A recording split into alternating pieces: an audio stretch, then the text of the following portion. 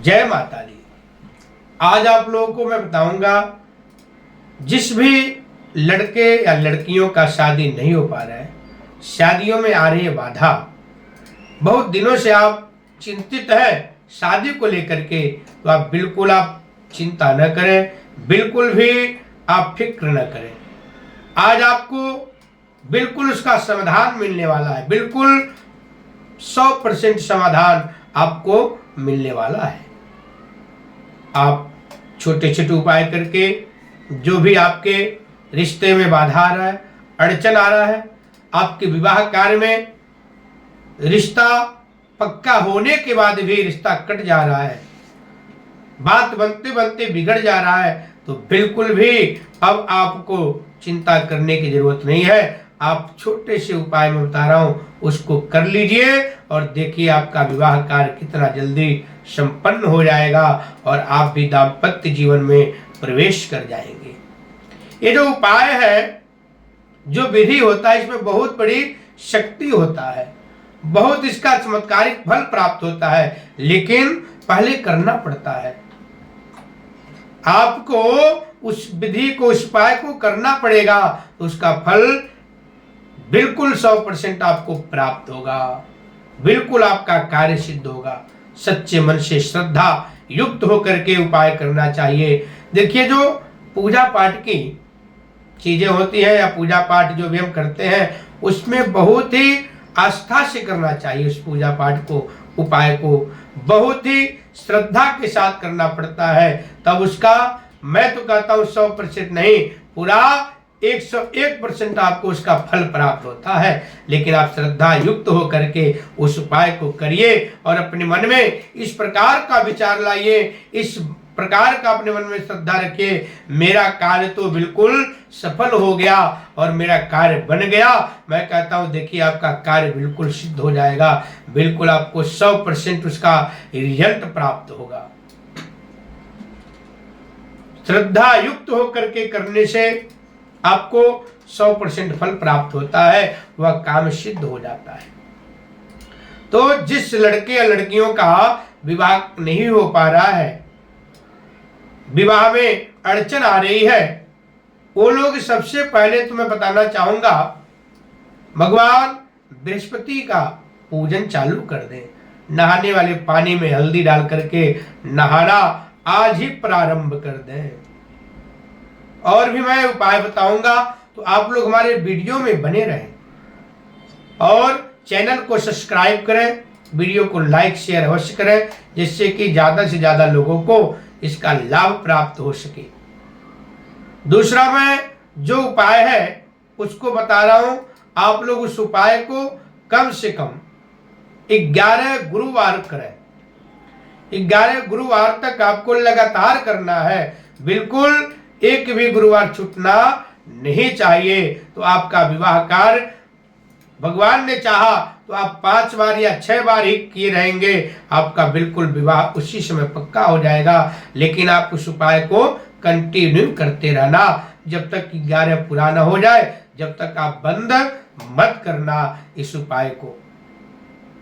ये ऐसा नहीं करना कि आपका 5वें या 7वें ही विवाह पक्का हो गया और भगवान चाहे तो आपका विवाह कार्य भी संपन्न हो जाए, तो आप ऐसा मत करना, बीच में उपाय को छोड़ देना। उपाय को बिल्कुल पूरा करना, जो आपने प्रतिज्ञा किया है उसको पूर्ण करना। बहुत ही सरल उपाय है, उसको आप करिए और आपका विवाह कार्य बहुत जल्दी संपन्न हो जाएगा। फिर कोई विवाह में बाधा नहीं आएगा, कोई भी रुकावटें नहीं आएगा। इतना चमत्कारिक ये टोटका है। आपको 1.25 मीटर पीला कपड़ा लेना है, बिल्कुल 1.25 मीटर पीला कपड़ा ले लेना है और अपने सामने बिछा देना है। सामने बिछा करके हाथ जोड़ लीजिए और हाथ जोड़ करके अपने मन में भगवान बृहस्पति का स्मरण करिए, मंगला गौरी को भी अपने मन में स्मरण करिए और साथ में माँ कात्यायनी देवी को स्मरण करें। हाथ जोड़ करके उनसे प्रार्थना करिए, हे कात्यायनी देवी, हे मंगला गौरी, हे भगवान नारायण, हे बृहस्पति भगवान, मेरे विवाह कार्य में जो अमंगल आ रही है, जो बाधाएं आ रही हैं, उसको आप नष्ट करें और मेरे इस उपाय का पूरा फल हमें प्राप्त हो, मेरा कार्य सिद्ध हो, ऐसे प्रार्थना कर लीजिए। और भी आप इसमें विशेष मनोकामना कर सकते हैं। साथ में भी बोल दें, जो हमारे अशुभ ग्रह हैं वो हमें शुभ फल प्रदान करें, हमारे घर के जो भी देवता है देवी है वो हमें शुभ फल प्रदान करें और अपना पूरा आशीर्वाद मेरे ऊपर प्राप्त करें, और हमारे पितृ लोग भी मेरे ऊपर आशीर्वाद प्राप्त करें। ऐसे मनोकामना बोल के आप एक बार सभी देवी देवताओं को प्रणाम कर लेंगे। फिर जो आप पीला कपड़ा नीचे बिछाए हैं, सबसे पहले उसमें पीला पुष्प चारों तरफ डाल दीजिए। फिर उसके बाद उसमें 3 चुटकी केसर डाल देना है। केसर डालने के बाद आप उसमें चने का दाल आधा किलो डाल दें। आधा किलो चने की दाल डालने के बाद 7 जो हल्दी होती है, साबुत हल्दी, हल्दी की गांठ डाल दें।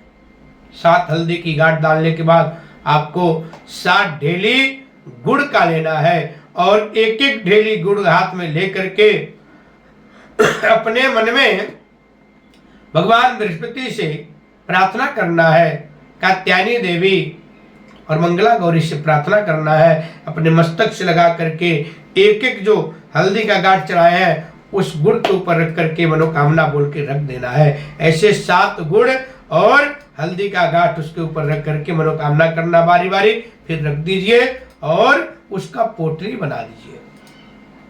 पोटली बनाने के बाद किसी भी शुक्ल पक्ष, जो उजाला पक्ष होता है जिसको बोलते हैं शुक्ल पक्ष, उजाले पक्ष में चांदनी के दिनों में आप उसको गट्ठर बना करके एक बार मस्तक से लगा करके किसी भी मंदिर में जाना है और भगवान नारायण को, भगवान विष्णु को वह पूरा पोटली चढ़ा देना है और भगवान से प्रार्थना कर लेना, हाथ जोड़ना है और वहां पर एक परिक्रमा करना है, गोल राउंड हाथ जोड़ करके परिक्रमा कर ले। फिर उस मंदिर में 2 मिनट बैठ करके प्रार्थना कर ले।